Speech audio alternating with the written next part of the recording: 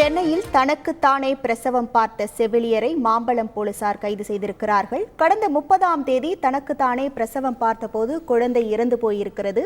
குழந்தையின் 2 கால்களை வினிஷாவே வெட்டி எடுத்து பிரசவம் பார்த்தபோது இந்த சம்பவமானது நடைபெற்றிருக்கிறது. முழு விவரங்களோடு இணைகிறார் நமது செய்தியாளர் சாலமன். வணக்கம் சாலமன்.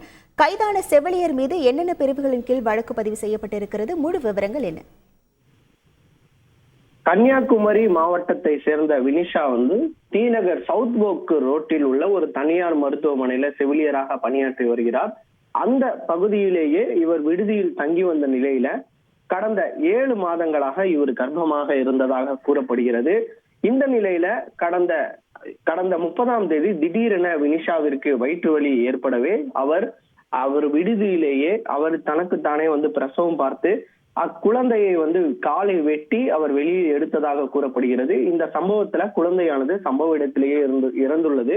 இந்த சம்பவம் தொடர்பாக எழும்பூர் மருத்துவமனை அளித்த தகவலின் பேரில் மாம்பலம் போலீசார் 2 பிரிவுகளின் கீழே வழக்கு பதிவு செய்து விசாரணை மேற்கொண்டு வந்தனர்.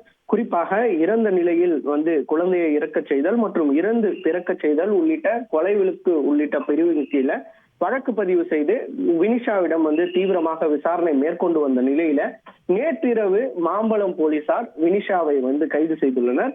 குறிப்பாக கைது செய்யப்பட்ட அவரிடம் தீவிரமாக விசாரணை மேற்கொண்டு வந்தனர்.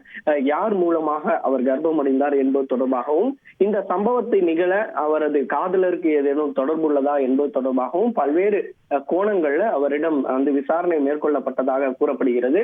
இந்த நிலையில இவர் புரிந்தது குற்றம் என தெரிய வந்ததால் உடனடியாக நேற்றிரவு வினிஷாவை கைது செய்த போலீசார் அவரை நீதிமன்றத்தில் ஆஜர்படுத்தி சிறையில் அடைத்தனர். மேலும் அவரது காதலனையும் தற்போது தீவிரமாக தேடி வருவதாக கூறப்படுகிறது. அவரிடமும் விசாரணை நடத்திய பின்பே என்னவென்று தெரிய வரும் என போலீசார் தரப்புல தெரிவிக்கப்பட்டுள்ளது. உங்கள் முழு விவரங்களுக்கு நன்றி சாலமன். செய்திகளை உடனுக்குடன் தெரிந்து கொள்ள உடனே சப்ஸ்கிரைப் பண்ணுங்க.